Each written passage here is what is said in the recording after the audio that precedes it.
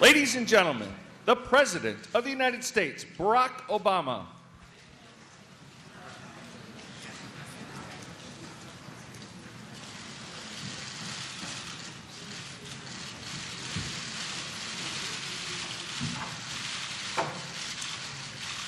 Good afternoon, everyone. Please be seated. As I think everyone knows by now, this first U.S.-Africa Leaders Summit has been the largest gathering we've ever hosted with African heads of state and government, and that includes about 50 motorcades. So I want to begin by thanking the people of Washington, D.C. for helping us host this historic event, and especially for their patience with the traffic. As I've said, this summit reflects the reality that even as Africa continues to face great challenges, we're also seeing the emergence of a new, more prosperous Africa. Africa's progress is being led by Africans, including leaders here today. I want to take this opportunity again to thank my fellow leaders for being here. Rather than a lot of prepared speeches, our sessions today were genuine discussions, a chance to truly listen and to try to come together around some pragmatic steps that we can take together. And that's what we've done this week. First, we made important progress in expanding our trade. The $33 billion in new trade and investments that I announced yesterday will help spur African development and support tens of thousands of American jobs. With major new commitments to our Power Africa initiative, we've tripled our goal and now aim to bring electricity to 60 million African homes and businesses. And today I reiterated that we'll continue to work with Congress to achieve a seamless and long-term renewal of the African Growth and Opportunity Act. We agreed that Africa's growth depends, first and foremost, on continued reforms in Africa by Africans. The leaders here pledged to step up efforts to pursue reforms that attract investment, reduce barriers that stifle trade, especially between African countries, and to promote regional integration. And as I announced yesterday, the United States will increase our support to help build Africa's capacity to trade with itself and with the world. Ultimately, Africa's prosperity depends on Africa's greatest resource, its people. And I've been very encouraged by the desire of leaders here to partner with us in supporting young entrepreneurs, including through our Young African Leaders Initiative. I think there's an increasing recognition that if countries are going to reach their full economic potential, then they have to invest in women, their education, their skills, and protect them from gender-based violence. And that was a topic of conversation this afternoon. And this week, the United States announced a range of initiatives to help empower women across Africa. Our new Alliance for Food Security and Nutrition continues to grow, aiming to lift 50 million Africans from poverty. In our fight against HIV/AIDS, we'll work with 10 African countries to help them double the number of their children on life-saving antiretroviral drugs. And even as the United States is deploying some of our medical first responders to West Africa to help control the Ebola outbreak, we're also working to strengthen public health systems, including joining with the African Union to pursue the creation of an African Centers for Disease Control. I also want to note that the American people are renewing their commitment to Africa. Today, Interaction, the leading alliance of American NGOs, is announcing that over the next 3 years, its members will invest $4 billion to promote maternal health, children's health, and the delivery of vaccines and drugs. So this is not just a government effort, it is also an effort that's spurred on by the private sector. Combined with the investments we announced yesterday and the commitments made today at the symposium hosted by our spouses, that means this summit has helped to mobilize some $37 billion for Africa's progress on top of, obviously, the substantial efforts that have been made in the past. Second, we address good governance, which is a foundation of economic growth in free societies. Some African nations are making impressive progress, but we see troubling restrictions on universal rights. So today was an opportunity to highlight the importance of rule of law, open and accountable institutions, strong civil societies, and protection of human rights for all citizens and all communities. And I made the point during our discussion that nations that uphold these rights and principles will ultimately be more prosperous and more economically successful. In particular, we agreed to step up our collective efforts against the corruption that costs African economies tens of billions of dollars every year, money that ought to be invested in the people of Africa. Several leaders raised the idea of a new partnership to combat illicit finance, and there was widespread agreement. So we decided to convene our experts and develop an action plan to promote the transparency that is essential to economic growth. Third, we're deepening our security cooperation to meet common threats from terrorism to human trafficking. We're launching a new security governance initiative to help our African countries continue to build strong professional security forces to provide for their own security. And we're starting with Kenya, Niger, Mali, Nigeria, Ghana, and Tunisia. During our discussions, our West African partners made it clear that they want to increase their capacity to respond to crises. So the United States will launch a new effort to bolster the region's early warning and response network and increase their ability to share information about emerging crises. We also agreed to make significant new investments in African peacekeeping. The United States will provide additional equipment to African peacekeepers in Somalia and the Central African Republic. We will support the African Union's efforts to strengthen its peacekeeping institutions. And most importantly, we're launching a new African peacekeeping rapid response partnership with the goal of quickly deploying African peacekeepers in support of UN or AU missions. And we'll join with 6 countries that in recent years have demonstrated a track record as peacekeepers: Ghana, Senegal, Rwanda, Tanzania, Ethiopia, and Uganda. And we're going to invite countries beyond Africa to join us in supporting this effort, because the entire world has a stake in the success of peacekeeping in Africa. In closing, I just want to say that this has been an extraordinary event, an extraordinary summit. Given the success that we've had this week, we agreed that summits like this can be a critical part of our work together going forward, a forcing mechanism for decisions and action. So we agreed that the U.S.-Africa Leaders Summit will be a recurring event to hold ourselves accountable for our commitments and to sustain our momentum.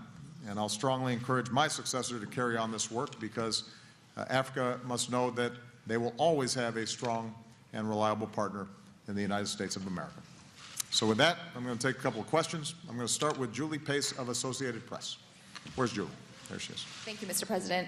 There's been a lot of discussion surrounding this summit about the Ebola outbreak in West Africa, and there's an untested and unapproved drug in the U.S. that appears to be helping some of the Americans who are infected. Is your administration considering at all sending supplies of this drug, if it becomes available, to some of these countries in West Africa? And could you discuss a bit the ethics of either providing an untested drug to a foreign country or providing it only to Americans and not to other countries that are harder hit if it could possibly save lives? Well, I think we've got to let the science guide us. I don't think all the information's in on whether this drug is helpful. What we do know is that the Ebola virus, both currently and in the past, is controllable if you have a strong public health infrastructure in place. And the countries that have been affected are the first to admit that what's happened here is that their public health systems have been overwhelmed. They weren't able to identify and then isolate cases quickly enough. You did not have a strong trust relationship between some of the communities that were affected and public health workers. As a consequence, it spread more rapidly than has been typical with the periodic Ebola outbreaks that have occurred previously. But despite, obviously, the extraordinary pain and hardship of the families and persons who've been affected, and despite the fact that we have to take this very seriously, it is important to remind ourselves this is not an airborne disease. This is one that can be controlled and contained very effectively if we use the right protocols. So what we've done is to make sure that we're surging not just U.S. resources, but we've reached out to European partners and partners from other countries, working with the WHO. Let's get all the health workers that we need on the ground. Let's help to bolster the systems that they already have in place. Let's nip as early as possible any additional outbreaks of the disease. And then, during the course of that process, I think it's entirely appropriate for us to see if there are additional drugs or medical treatments that can improve the survivability of what is a very deadly and obviously brutal disease. So we're focusing on the public health approach right now because we know how to do that. But I will continue to seek information about what we're learning with respect to these drugs going forward. If this drug proves to be effective, would you support fast-tracking its approval in the United States? I think it's premature for me to say that because I don't have enough information. I don't have enough data right now to offer an opinion on that. John Carl, ABC News. Thank you, Mr. President. When you were running for president, you said, quote, "The biggest problems we're facing right now have to do with George Bush trying to bring more and more power into the executive branch and not go through Congress at all, and that's what I intend to reverse." So my question to you, has Congress's inability to do anything significant given you a green light to push the limits of executive power, even a duty to do so, or put another way, does it bother you more to be accused of being an imperial president pushing those limits, or to be accused of being a do-nothing president who couldn't get anything done because you faced dysfunctional Congress? Well, I think that I never have a green light. I'm bound by the Constitution. I'm bound by separation of powers. There's some things we can't do. Congress has the power of the purse, for example. I would love to fund a large infrastructure proposal right now that would put millions of people to work and boost our GDP. We know we've got roads and bridges and airports and electrical grids that need to be rebuilt. But without the cooperation of Congress, what I can do is speed up permitting process, for example. I can make sure that we're working with the private sector to see if we can channel investment into much-needed projects. But ultimately, Congress has to pass a budget and authorize spending. So I don't have a green light.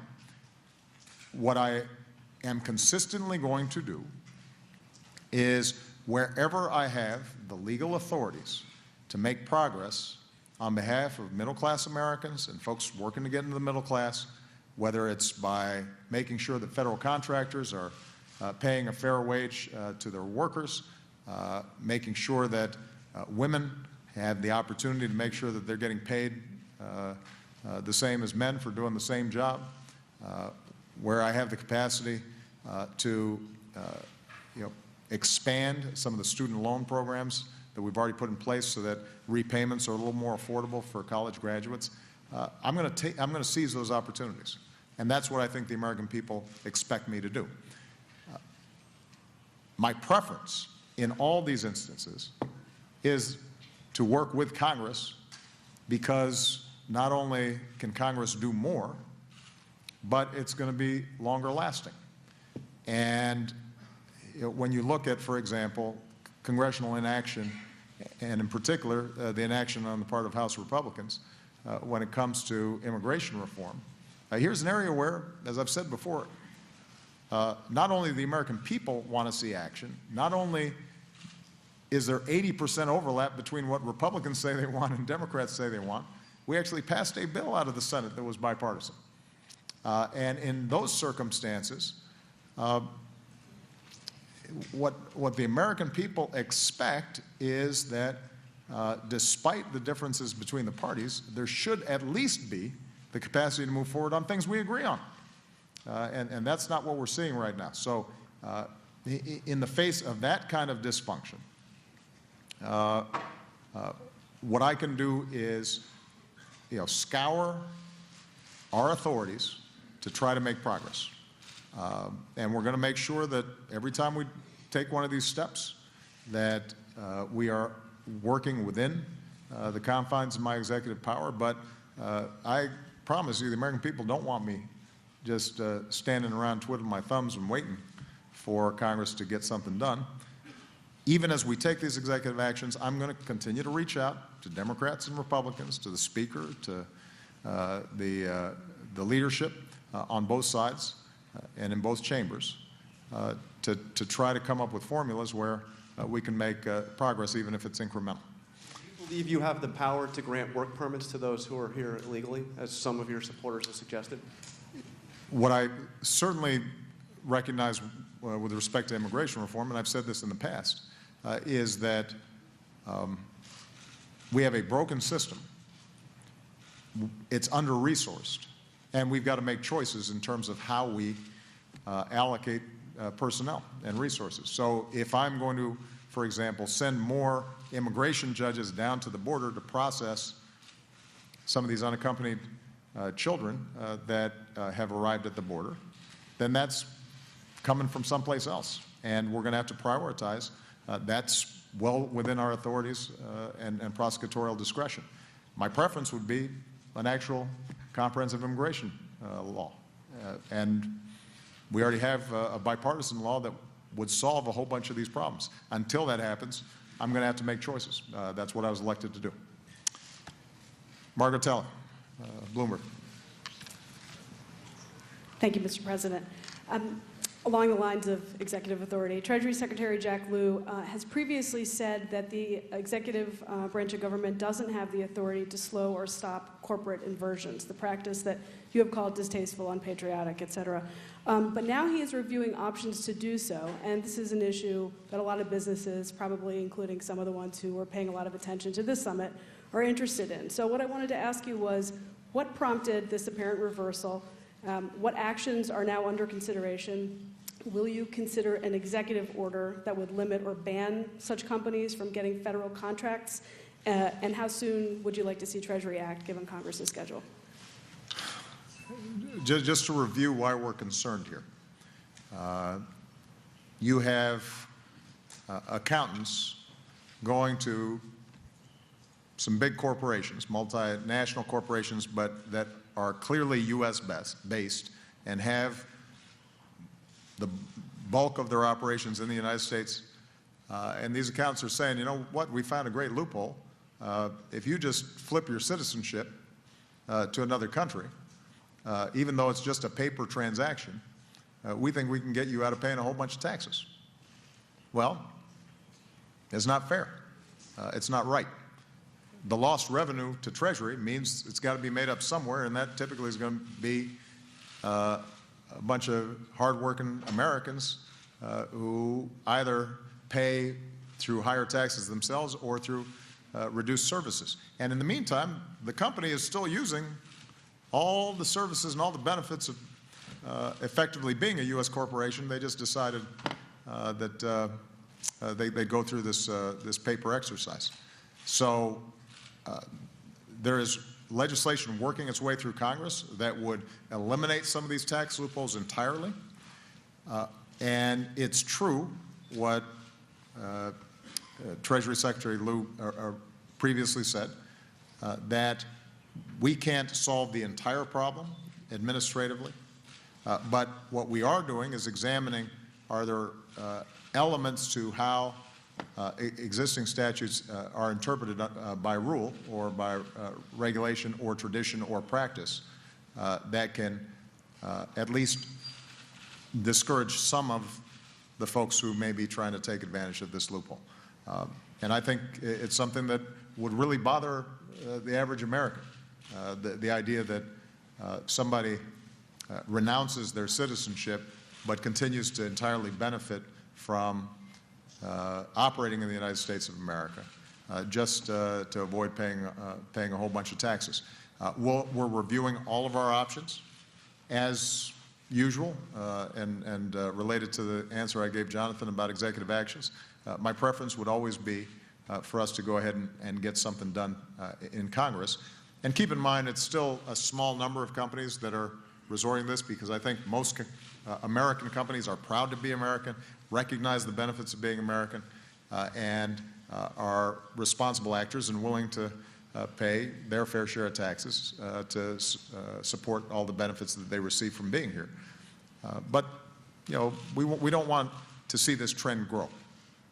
We don't want companies who have up until now been playing by the rules, suddenly looking over their shoulder and saying, you know what, some of our competitors are gaming the system, and we need to do it too. That kind of herd mentality, I think, is something we want to avoid, so we want to move quickly, as quickly as possible. Just to clarify, the federal contracting seems like an area that you've liked to, it's worked well for you on issues like promoting gay rights or contraception policy. Is it fair to assume that that would, attaching this to federal contractors would be the first thing you would think of? Margaret, I'm not going to announce specifics in dribs and drabs. When we've done a thorough evaluation and we understand what our authorities are, I'll let you know. Chris Jansen, NBC News. Thank you, Mr. President. Russia said today that it is going to ban food and agricultural product imports. That was about $1.3 billion last year. At the same time, Defense Secretary Chuck Hagel said that the massing of troops along the border of Ukraine increases the likelihood of an invasion. Are sanctions not working? Well, we don't know yet whether sanctions are working. Sanctions are working as intended in putting enormous pressure and strain on the Russian economy. That's not my estimation. If you look at the markets and you look at estimates in terms of capital flight, if you look at projections for Russian growth, what you're seeing is that the economy has ground to a halt. Somewhere between $100 and $200 billion of capital flights taken place. You're not seeing a lot of investors coming in new to start businesses inside of Russia. And it has presented the choice to President Putin as to whether he is going to try to resolve the issues in eastern Ukraine through diplomacy and peaceful means, recognizing that Ukraine is a sovereign country and that it is up ultimately to the Ukrainian people to make decisions about their own lives, or alternatively continue on the course that he's on, in which case he's going to be hurting his economy and hurting his own people over the long term. And in that sense, we are doing exactly what we should be doing. And we're very pleased that our European allies and partners joined us in this process, as well as a number of countries around the world. Having said all that, the issue is not resolved yet. You still have fighting in eastern Ukraine. Civilians are still dying. We've already seen some of the consequences of this conflict in the loss of the Malaysian Airlines airline or jetliner. And the sooner that we can get back on a track in which there are serious discussions taking place to assure that all Ukrainians are heard, that they can work through the political process, that they're represented, that the reforms that have already been offered by the government in Kiev are implemented to protect Russian speakers, to assure decentralization of power. The sooner that we move on those, and the sooner that President Putin recognizes that Ukraine is an independent country, it's only at that point where we can say that the problem's truly been solved. But in the meantime, sanctions are working the way they're supposed to. The troops that are massing on the border are more highly trained. They seem to have more sophisticated weaponry, according to intelligence. Does that make you reconsider, as a few Democrats have suggested, providing lethal aid to Ukraine, given those troop movements? Well, keep in mind that the Russian army is a lot bigger than the Ukrainian army. So the issue here is not whether the Ukrainian army has some additional weaponry. At least up until this point, they've been fighting a group of separatists who have engaged in some terrible violence, but who can't match the Ukrainian army. Now, if you start seeing an invasion by Russia, that's obviously a different set of questions. We're not there yet. What we have been doing is providing a whole host of assistance packages to the Ukrainian government and to their military. And we will continue to work with them to evaluate on a day-by-day, week-by-week basis what exactly they need in order to be able to defend their country and to deal with the separatist elements that currently are being armed by Russia. But the best thing we can do for Ukraine is to try to get back on a political track. David Ohito, The Standard. Thank you, Mr. President. You've been hosting African kings, prime ministers, and presidents for the last 3 days. But back home in Africa, media freedom is under threat. The work of journalists is becoming increasingly difficult. In Egypt, our Al Jazeera colleagues are in jail. In Ethiopia, dozens of journalists are in prison. In Kenya, they have passed very bad laws targeting the media. What can the international community do to ensure that we have a strong media in Africa? And more importantly, to secure the release of the journalists who are behind bars. And two, so many countries in Africa are facing threats of terror. I'm glad you've mentioned a few measures you're going to take. But what can the international community do also to neutralize terror threats in Mali, Cameroon, Nigeria, Kenya? Could that be the reason you have skipped Kenya in your visits to Africa? Thank you. I'm sorry, what was the last part of the question? Could the terror threats be the reason you have skipped Kenya in your visits to Africa? Oh, no. Well, first of all, with respect to journalists and the media, the last session that we had on good governance emphasized that good governance means everybody has a voice, that government is transparent and thereby accountable. And even though leaders don't always like it, the media plays a crucial role in assuring people that they have the proper information to evaluate the policies that their leaders are pursuing.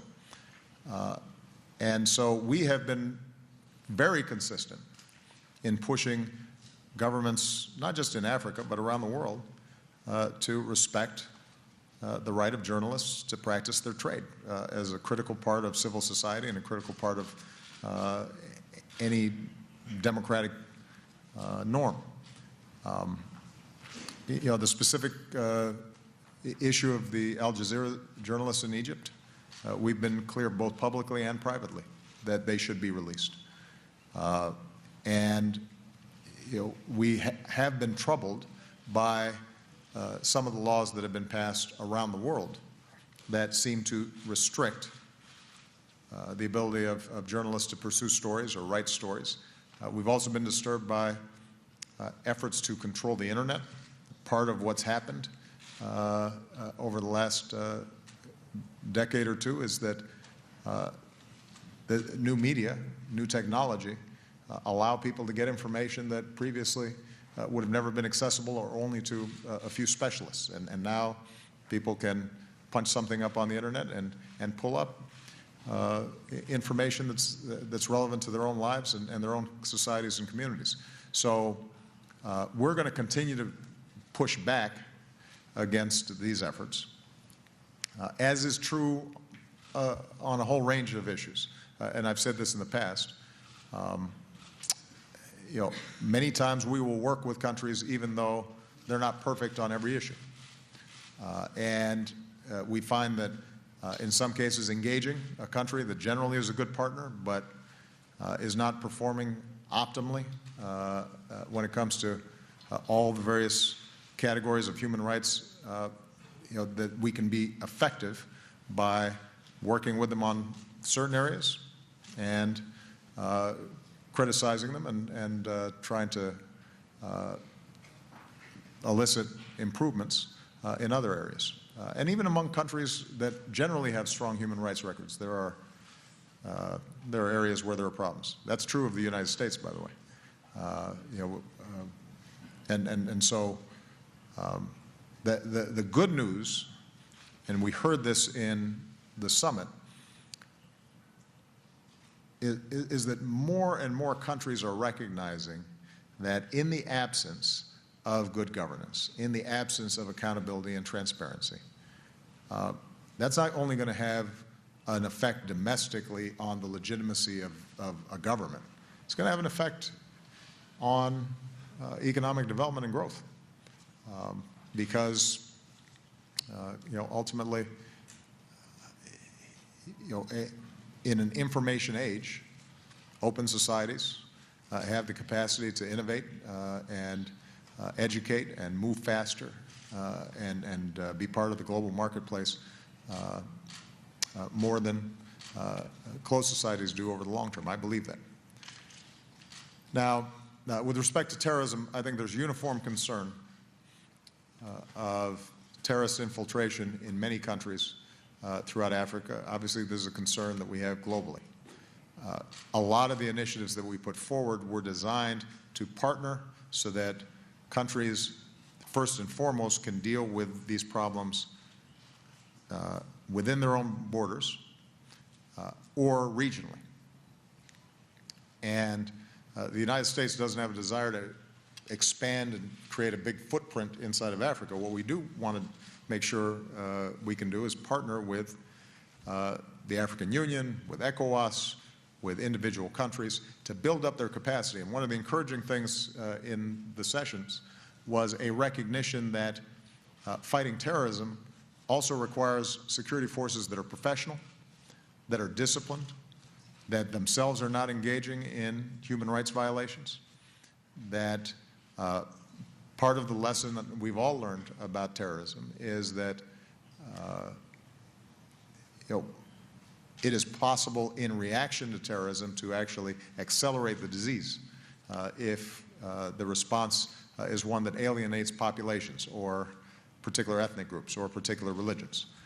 And so the work that we're doing, including the security initiatives that I announced today, I think can make a big difference in that direction. It's not just a matter of us providing better equipment or better training. That's a part of it. But part of it is also making sure that these security forces and the intelligence operations are coordinated and professional and are not alienating populations. The more we do that, the more effective we can be. Last point I'll make is on good governance. One of the best inoculators against terrorist infiltration is a society in which everybody feels as if they have a stake in the existing order and they feel that their grievances can be resolved through political means rather than through violence. And so that's just one more reason why good governance has to be part of the recipe that we use for a strong, stable, and prosperous Africa. Last question, Jerome Kartilia. Thank you, Mr. President. Earlier today, Israeli Prime Minister described the Gaza operation as justified and proportionate. Do you agree with these two words? And Israel and Hamas seems to be at odds over prolonging the ceasefire. Are you hopeful a ceasefire, a true ceasefire can be achieved? And what exact role can the U.S. play in the current talks going on in Cairo? I have said from the beginning that no country would tolerate rockets being launched into their cities. And as a consequence, I have consistently supported Israel's right to defend itself, and that includes doing what it needs to do to prevent rockets from landing on population centers, and more recently, as we learned, preventing tunnels from being dug under their territory that can be used to launch terrorist attacks. I also think it is important to remember that Hamas acts extraordinarily irresponsibly when it is deliberately siting rocket launchers in population centers, putting populations at risk because of that particular military strategy. Now, having said all that, I've also expressed my distress at what's happened to innocent civilians, including women and children, during the course of this process, and I'm very glad that we have at least temporarily achieved a ceasefire. The question now is how do we build on this temporary cessation of violence and move forward in a sustainable way.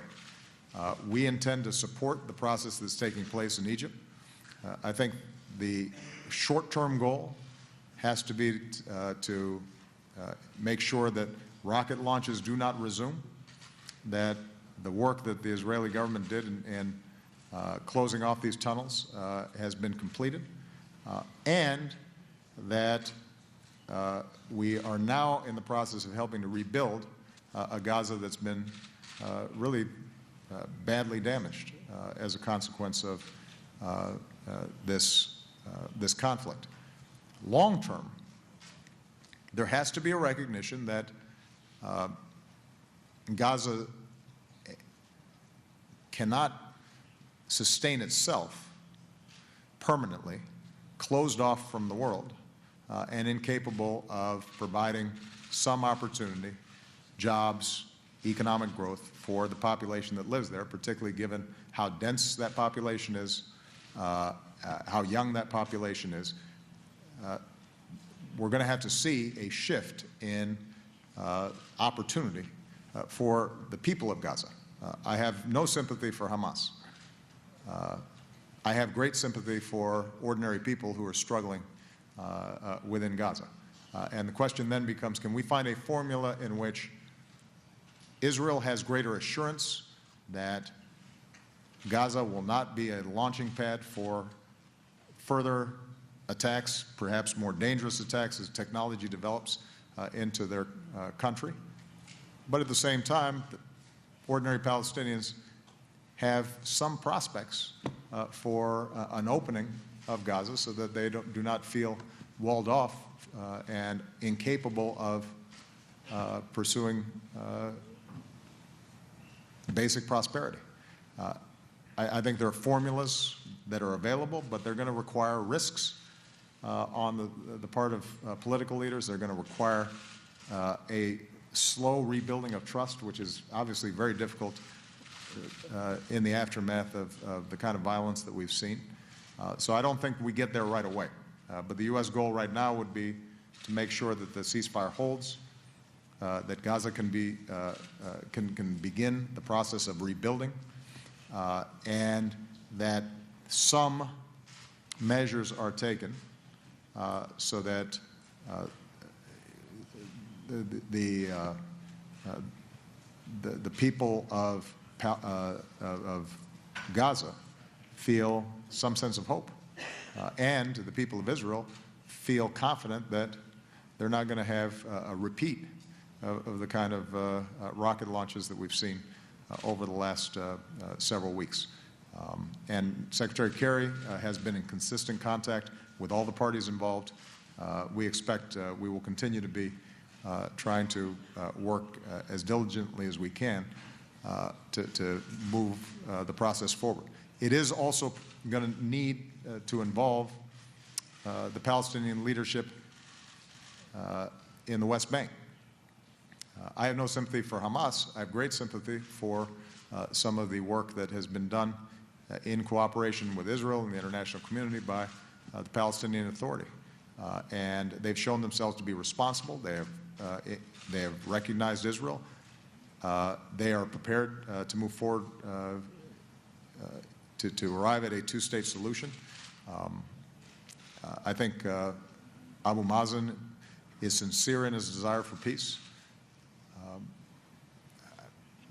But they have also been weakened, I think, during this process. The populations in the West Bank may have also lost confidence or lost a sense of hope in terms of how to move forward. We have to rebuild that as well. And they are the delegation that's leading the Palestinian negotiators. And my hope is that we'll be engaging with them to try to move what has been a very tragic situation over the last several weeks into a more constructive path. All right? Thank you very much, everybody, and thank you all who participated in the Africa Summit. It was an outstanding piece of work, and I want to remind folks, in case they've forgotten, of the incredible young people who participated in our Fellows program. We're very proud of you, and we're looking forward to seeing all the great things that you do when you go back home. All right? Thank you.